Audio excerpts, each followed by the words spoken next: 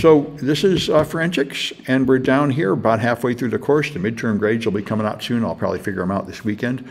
And so we'll talk about network forensics and incident response. So that should be here. There, all right. There. So network forensics, this is very important, of course, because especially for incident response, because you want to, your machines are under control of viruses and hackers, and you can see the network traffic, and the network traffic helps you understand what's going on, and it also helps you find the other infected machines, because typically machines get infected, and then they send traffic out to a command and control server, and you can find the machine sending that traffic, and that helps you find the infected machines. So there's, you can do it with real-time capture, or you can do retroactive analysis of captured data. Both are quite valuable. So there's a bunch of commercial tools like from Encase and RSA and Splunk. There's free tools like Wireshark and TCP dump. I've mentioned before, this is an important thing to know. You shouldn't be using Wireshark for live capture because it's not, there's two problems with it. It puts the captured files in RAM, and so it will fill up your RAM and crash if you let it run too long. And also it's not secure enough, because Wireshark has all these protocol dissectors, thousands of them, and those are just contributed by the community, and they're not all secure. So there are often malicious packets that will take over your machine through Wireshark. So it's really not a good idea to sniff live traffic data as a regular activity. What you should do is take a simpler tool like TCP dump to record the activity, and then analyze the files later with Wireshark. That's TCP dump. Also has ring buffers, so you can program it to say save like 10 gigabytes of file and then make another file and another file, and then after you have 10 of those, throw away the oldest one to make room for the next one. It's got these, what you need to have continuous monitoring. All right, there's a lot of other tools out there too. So a proxy server is a server that stands in front of another server to protect it. Like I use, it's a reverse proxy if you put it on the server side. I use Cloudflare. Nobody, when you go to my website, you're not going to my server, you're going to a copy of my page on the Cloudflare server. Nobody goes directly to my server. That's a proxy server on the server side. On the client side, that's a normal proxy, and so if you are surfing the web like I'm doing here, if City College had a proxy, which we don't, then you wouldn't be able to connect directly to any page like Instructure.com. You'd go to the proxy, then the proxy will fetch the page and show you a copy of it, and the point of that is they could then do content filtering. They could block pornography and games and such, and they would, if you go through a proxy server, the proxy server will refuse to fetch that content. It's one way to control it. Anyway, so web servers are the servers that serve up HTML documents and images and all the parts of web pages. The URI is the address you put up here that specifies what page you're trying to see. When you send an HTTP request, you get a response with a numerical code. 200 is success, which means it was able to understand your request and is providing what you asked for. 400 means something went wrong on the client side. 500 means something went wrong on the server. And there are scripts running on servers that process the data that comes up. Almost all web pages are now generated by scripts. If you go to Amazon, it's not a static web page. It calculates the content of the page based on your location, the time of day, your cookies, and all sorts of things. So there's scripts, a scripting language running on the server, calculating the data that comes down. DHCP servers serve IP addresses, so every time you reboot a machine, it gets a fresh IP address. This is important for things like laptops, where you carry them from one room to another, so you need a new address because the address is tied to the physical location. So this is the way most endpoint devices now get their addresses automatically from the local router by DHCP. Servers typically have a static IP address that doesn't change because you need them to be reachable from all over the world, and you tie their name to a domain name and so on, so you typically don't let their address change. And email servers are just IP servers with an IP address that are running an email server software, and as news has been all over the place that Exim, one of the main mail transfer agents, had a serious flaw, so thousands of machines were at risk of getting hacked because they were running the vulnerable SMTP server. The update just came out today, I think, to patch that. So, but anyway, there's DNS is the servers that turn alphabetical domain names like Instructure.com into IP addresses. Humans typically only use these alphabetic names, but the computer can only communicate by using numbers. And so it has to have the master lookup table, and that's the DNS server. There's also a local hosts file in your machine, which can have local resolution. In most machines, the hosts file is empty. Originally, this is how the DNS was done, only by the hosts file, and they had to like mail floppies around to get to it. When they switched to the network version of DNS that we're all using now, the host file is not used for much of anything except by some spam blockers and by some malware. Some malware will change your host file. There was a Brazilian infection that would change your host file, so when you tried to go to the Brazilian bank, you would go to the wrong address. This was called not phishing, but farming with a PH, because instead of phishing is where you send them a message, and if they click on it, you get money right away. And farming is where you plant a seed and you won't get the money until later. So you infect them, you change the host file, and you don't get anything now, but when they go to the bank later, they'll go to the wrong page and you get their bank details. Now see, I've got a question about Wireshark. Why do you have to export and reload the packets? You don't. In fact, CMYK, you could analyze them by just filtering them. I just prefer to do it that way to make the file smaller. It's not necessary to break it up into pieces. All right, so routers connect different networks together. That's why in your home, you need a router to connect your local network to the internet. And switches are what you use to connect machines that are all on one LAN. So if the device you buy at home called a home router is a router and a switch. It has a switch to connect the machines on your local network, and it has a router to connect to the internet. Hubs are essentially gone. Hubs are a simpler device that predated switches to connect local area networks together. Switches are better, they run faster because they are more efficient. They're more accurate in directing the traffic. Hubs foolishly send traffic to all the devices on a network, so much of the traffic is sent to devices that are not listening. So they're sort of wasteful and slow.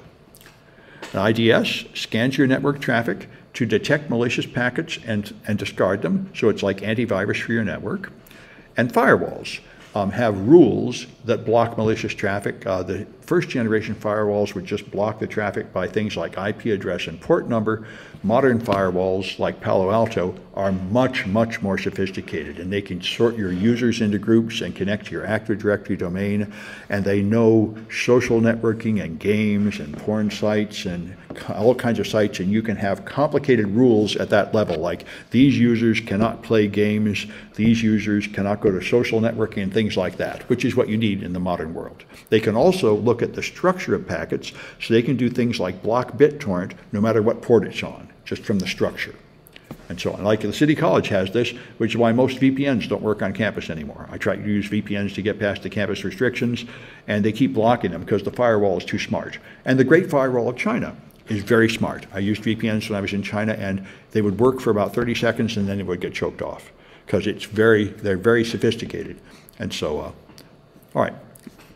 PGP is powerful encryption. This uses RSA encryption, which is essentially unbreakable by anybody, even the NSA, as far as anybody knows, and that is strongly supported by the fact that Snowden used RSA encryption when he leaked secrets from the NSA. So he thought that he was an insider, and he used it because he thought the NSA couldn't open it. So it seems to be good. And PGP is the email system that uses RSA encryption. IP version 4 and IP version 6 I already talked about because in the news section. IP version 4 is the addresses that most of us are using. It's the older system, and so if I clear and do ifconfig en0, which is my wireless card, see right now I'm using this iNet version 4 address with the 4 pieces. That's IP version 4. I also have an IP version 6 address up here. That's what IP version 6 address looks like. They are 4 times longer, and they're in hexadecimal. And so in this room, this is a private IP version 6 address that can't get on the internet. We don't have a public IP version 6 address. They all start with 2 or 3 if they're publicly addressable. So in this room, we have IP version 4 only, which is true of most networks. But I think about 20% of the web is now using IP version 6. Like if you have Comcast at home, you typically are using IP version 6. You won't notice or care unless you look at the address, but you'd find there is an IP version 6 address there. And for example, if you do a dig for my website, to get a DNS resolution, you'll find that I have 2 IP version 4 addresses. Those are Cloudflare addresses. And because I'm using Cloudflare, I also have IP version 6 for my website, which is Quad A. And there's 2 IP version 6 addresses. And my server is a cheap cloud hosting that only has IPv4. But Cloudflare, the proxy, adds IP version 6, and they also add HTTPS to it. So it's nice. So I have a presence in both v4 and v6, which is the cool modern thing to do, although most people are just still using 4 and not 6 because it's good enough. The only reason to move is that we're running out of IPv4 addresses, which is why people are reselling them and trying to steal them and stuff. There's a much, much larger number of IP version 6 addresses. We will never run out of them in the foreseeable future. You can subnet your addresses into different groups. Originally there was A, B, and C. The A were the large networks, B were middle size, and C were the small networks, and you can subnet them in various sizes, which we're not going to worry about much here, but you'll learn that if you take Cisco. You also have MAC addresses. If I do ifconfig en0 again, here is an Ether address. That's a MAC address. So the MAC address is 48 bits. It is 6 fields, each with 2 hexadecimal digits, so they're 8 bits each. And this is assigned to your network card when it's manufactured. Now you can overwrite it in software and change it, but each network card has a unique MAC address, and it's necessary for it to have a unique MAC address for local traffic. This is layer 2, and here's layer 3, internet. Yeah, all right. And that's the OSI model. And so let me run Wireshark to show you that. Wireshark is the main tool to learn the OSI model, along with practically all other kinds of networking.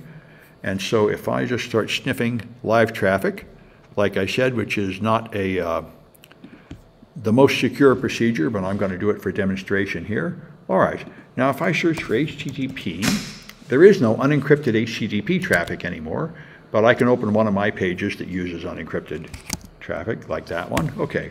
There's an insecure page, and I've loaded it. All right, so now I have a packet, and just here's an HTTP GET, and you can see in the middle pane here the OSI model.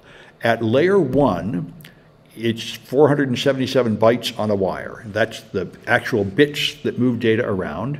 The layer 2 is Ethernet, so it comes from an Apple with this MAC address, and it goes to something called Aruba, which must be whatever they're using here at the City College Wireless access point.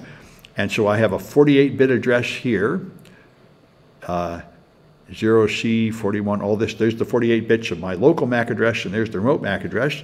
Then it goes to layer 3, where I have an IP address, and my server has an IP address.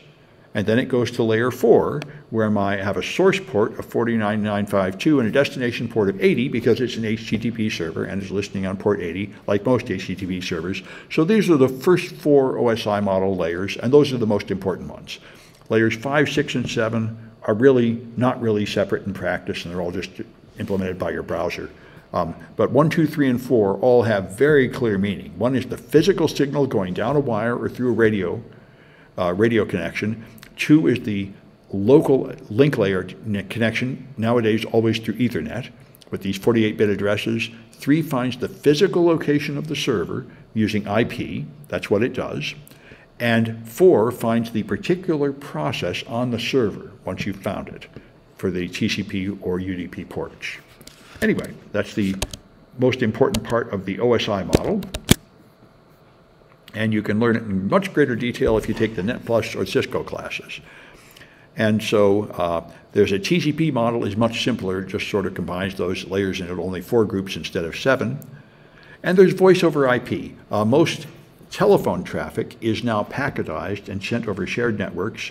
And if you use voice over IP like Skype, that's all going through normal IP networks. And in fact, most telephones are in fact going through normal IP networks now. So at least at companies. They do it in order to get more features, like a robot, they'll say press 1 for this, press 2 for that.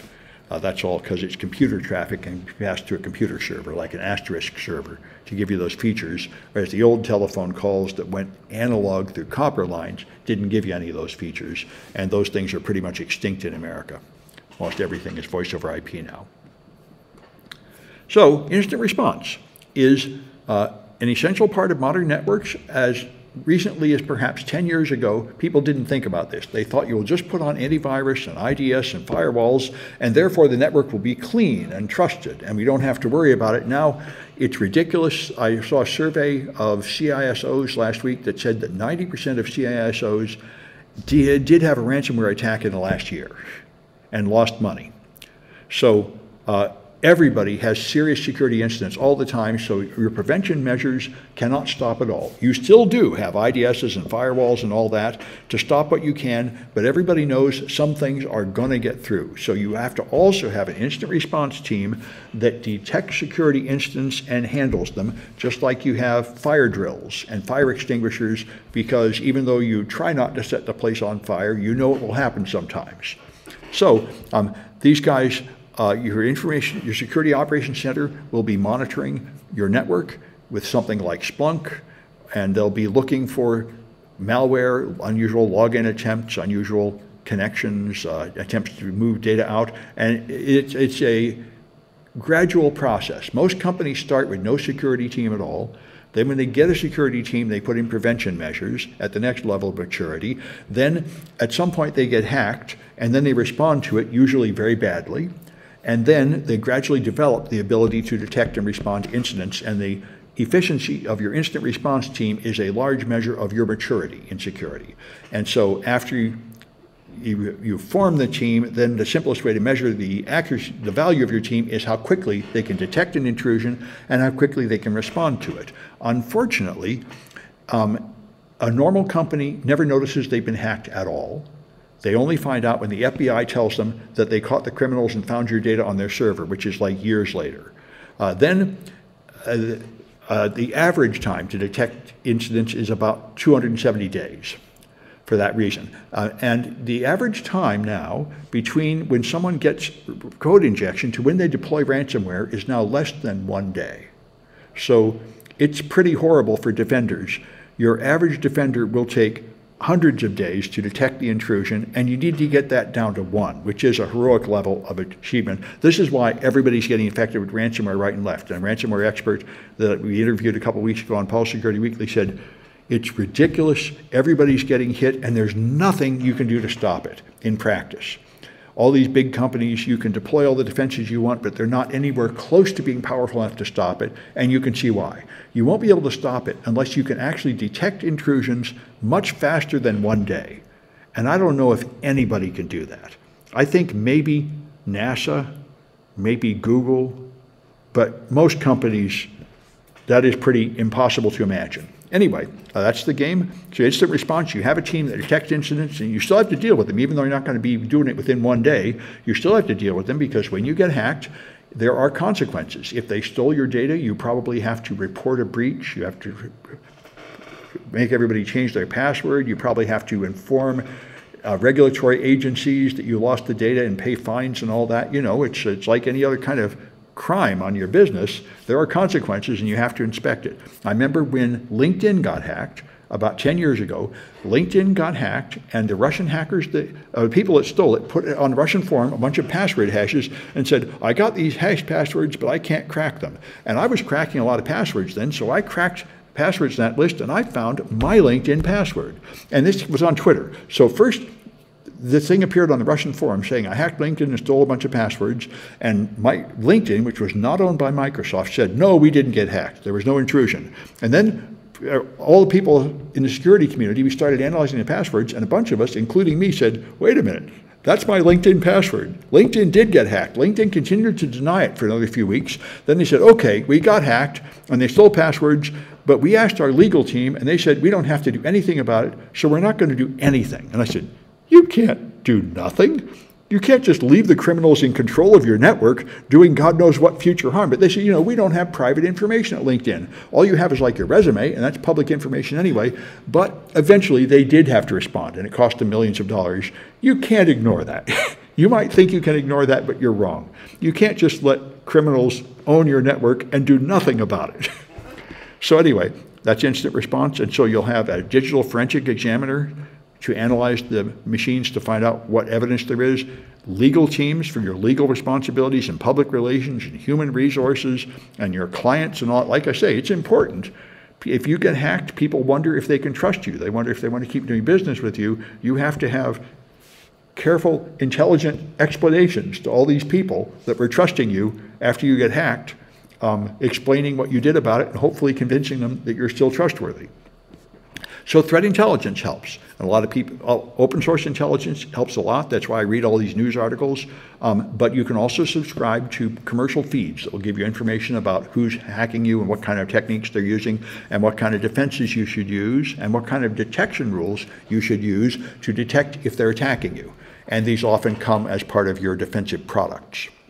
So, all right. There's various things like Electronic Crimes Task Force, which I'm a member of, and there's other groups you can join. And CISA is very big now. There's the federal government helping companies secure their network. They're getting much more useful and much more powerful now. So they have a list of currently exploited vulnerabilities, the KEV list that they're putting out, and they have a bunch of good white papers telling you how to secure your network and implement network monitoring and so on. So a lot of people are trying to hack you. They range from like bored teenagers to people trying to cheat at games to people trying to steal products or credit card numbers. But the most dangerous are enemy military, and that's the advanced persistent threat. Advanced persistent threat are extremely powerful. They can probably punch through all your defenses, and they typically do not want to do anything that would be obvious. They don't want to deface your web page or steal your credit card numbers or anything. China was the original one here in 2010 that started the exposure of these. They've been going on for about 6 years before that, but in 2010 it all became public because China hacked Google. And what they found is the classic APT attack. They were the one called APT1. They will come in carefully and plant agents on your machines that steal the data very cautiously, and they'll be on your network for months or years before you ever know this has happened. They don't do any harm. They don't freeze anything. They just harvest data and sneak it out encrypted in small packets. The only way they ever caught them at Google is they saw data going to a Chinese server that wasn't theirs and said, why is our data going to China?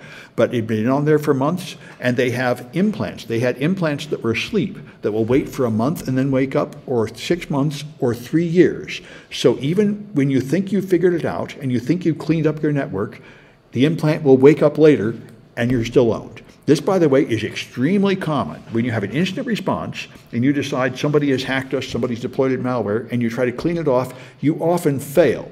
You clean it off, and then you find out that you're still owned. They're still hacking you because you didn't find all their backdoors and secret accounts and stuff. It often takes multiple eradication events to actually get rid of them.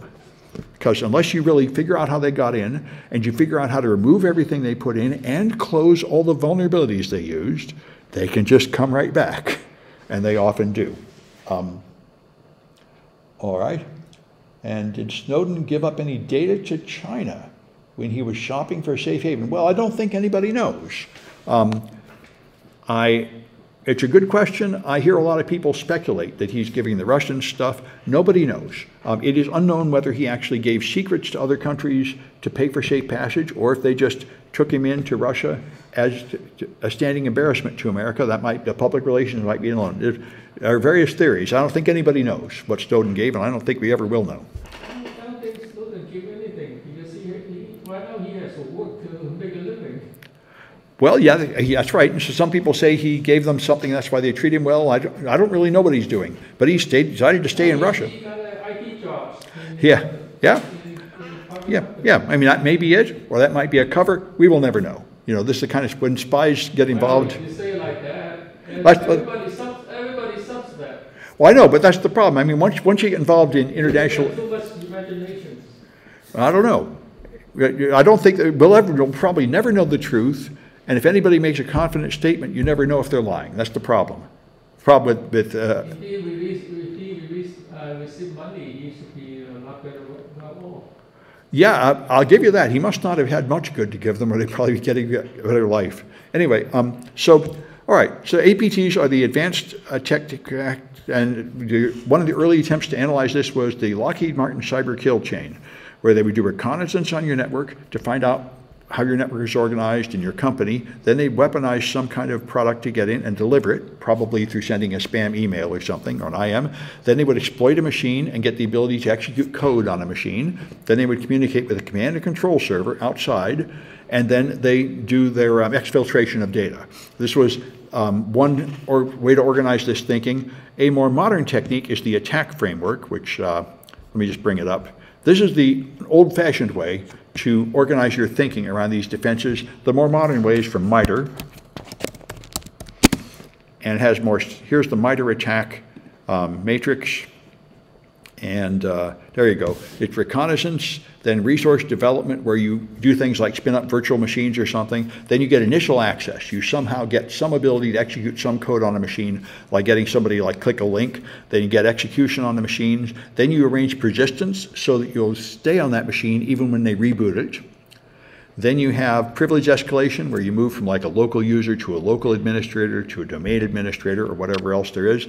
Then you try to avoid defenses like antivirus and intrusion detection systems. Then you try to harvest more credentials to move around the network, discover the other machines on the network, because typically you can't find the machines on a network from the outside. You'll only see the public servers. It's not until you get inside that you can do a scan and find the internal things, and then you do lateral movement, hopping from machine to machine to get control of this machine and control of that machine to travel through the network. Then you collect whatever you came to get. You have a way to send signals out to reach a command and control center, and you exfiltrate data if you came to steal data, or you do whatever other impact you might have, which might be to just break the equipment, like Stuxnet. Stuxnet was the American and Israeli attack on Iran, and it was not to steal data, it was to find their nuclear isotope separators and break them. So the impact was to physically break the hardware, but it could be whatever you want. Yeah. Stuxnet used the link file to get in.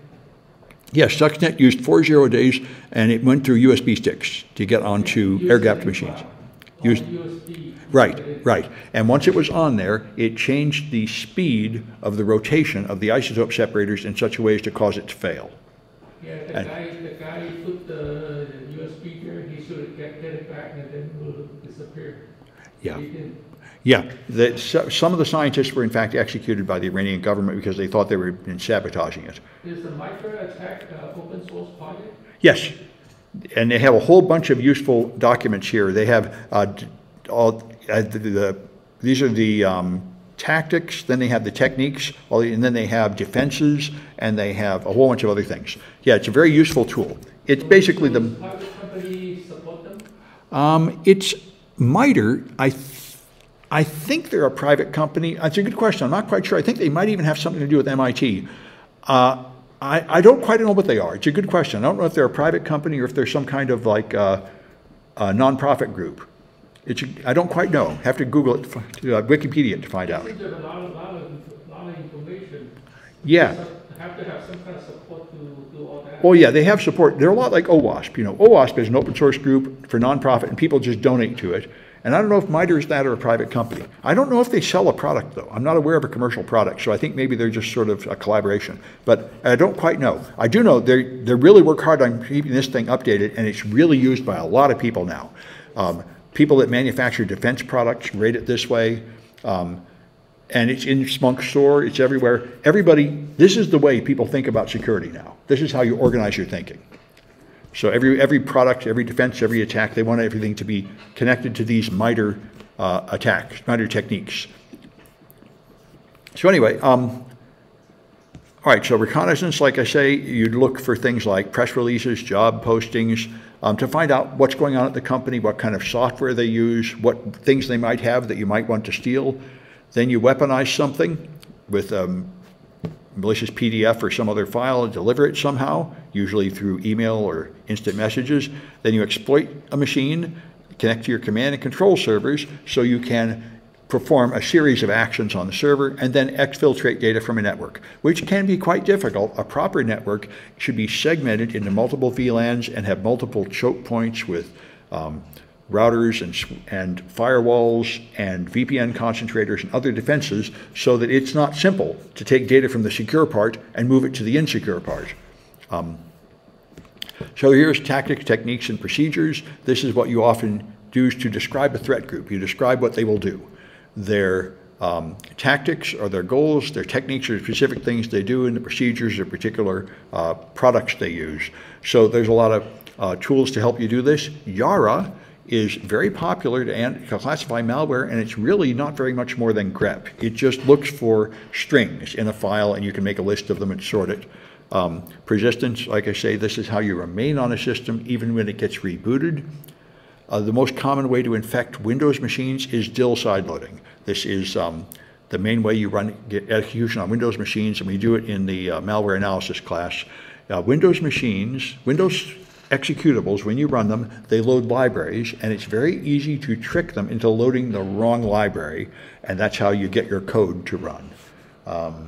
Let's see, did I get your email for some midterm form requirement? No, I haven't checked the 198, but I'm glad you remind me. I'll have to check them this weekend. It'll be part of the midterm grade process, so I'll know that. All right, so remediation, once you have found an intrusion, then you have to remediate. First, you have to contain it to stop the damage, which usually is by taking machines offline, so whatever the attack is, it doesn't spread. Then you have to analyze it, and then you have to restore machines back to service by cleaning off all the attack consequences and putting them back to their original clean condition. But you do have to do a root cause analysis to find out how they got in to block that vulnerability. So the remediation is really quite a complicated task. And typically most companies do not have the expertise to do it, so they hire contractors like Mandiant. Mandiant is the #1 company for this. They will fly in a bunch of experts, they will spend a couple of weeks analyzing your network, and then they will figure out how to kick the bad guys out and keep them out. And it's not something your own IT staff can probably do very well at all. Indicators of compromise are a big part of this.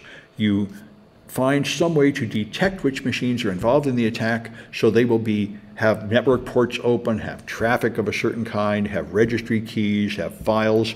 Those are your indicators of compromise. And if you subscribe to a threat intelligence feed, they will tell you this attacker is attacking companies like yours, and here's the indicators of compromise. So use Yara or something and scan to see if you have these files on your machine, because if you do, they've attacked you.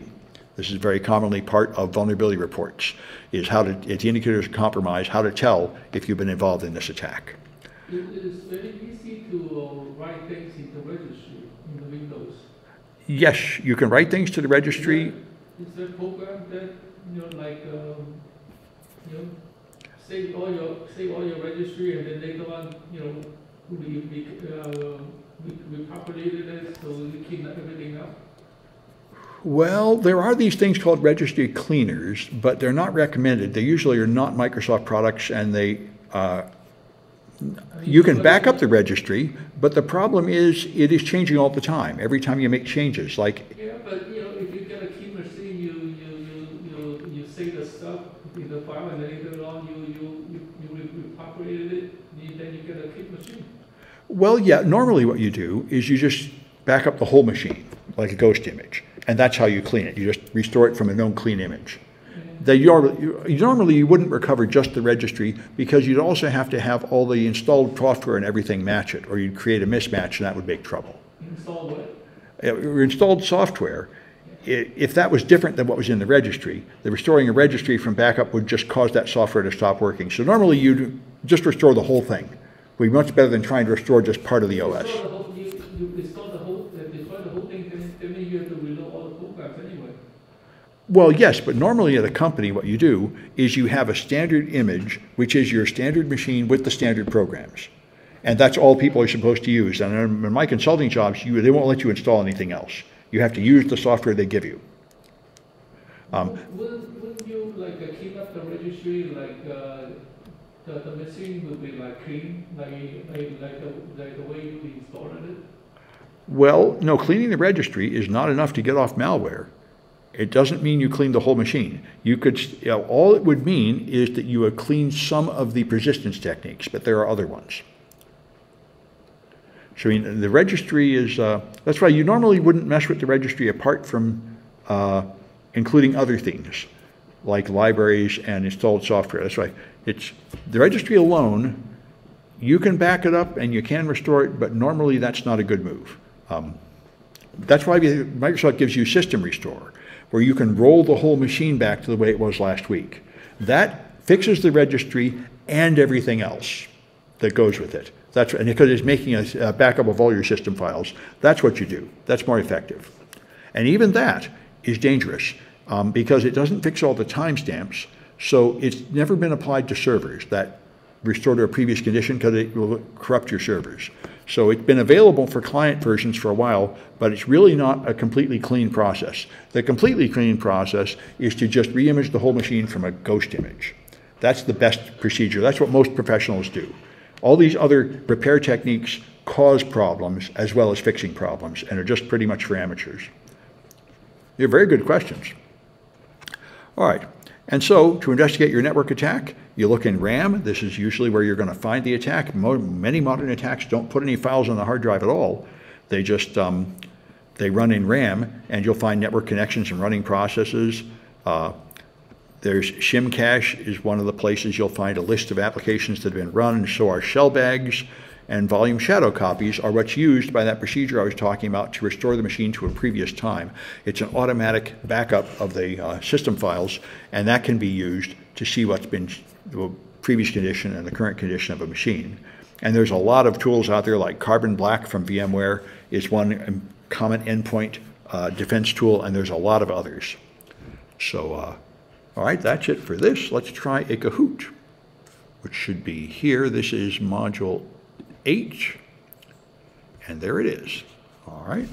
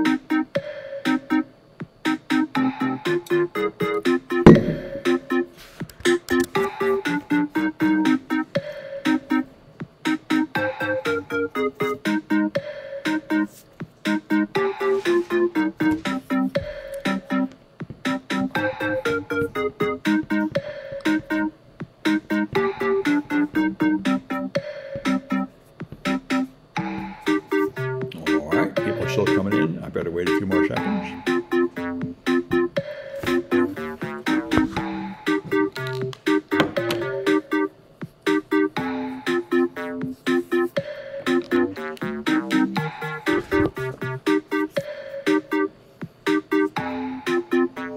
All right, I guess we got whoever's coming.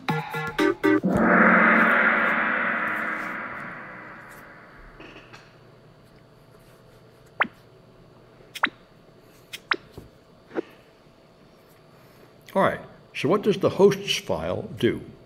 It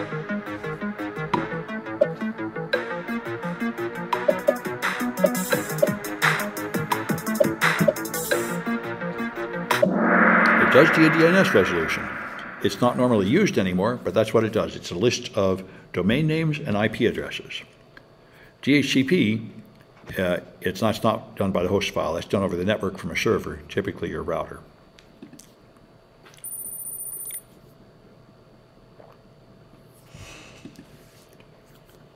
All right, so what device sends all packets to every host on a network?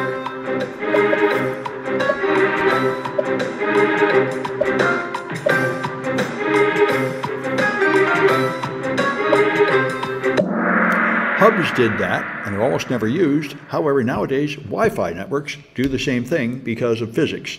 You can't control where the Wi-Fi goes, so it goes to every machine, even the ones that don't need to hear it. So it amounts to essentially the same thing as a hub, which is why Wi-Fi networks, in fact, are very sloppy. If you look in Wireshark, you'll see red-colored lines for the collisions. A typical, like a busy coffee house, you'll see like 10 or 20% of the packets are destroyed by the Wi-Fi network by colliding and have to be resent. It's very inefficient.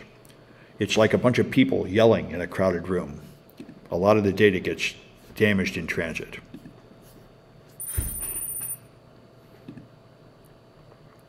So what powerful attacks come from hostile military?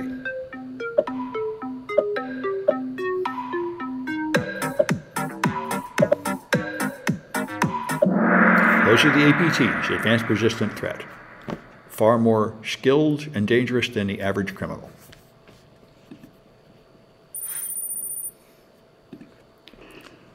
All right, and what phase of an attack communicates with an external server to get instructions?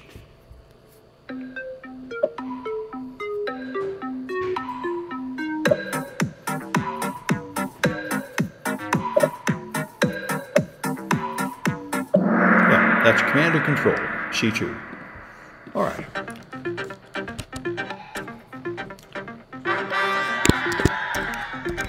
Dylan.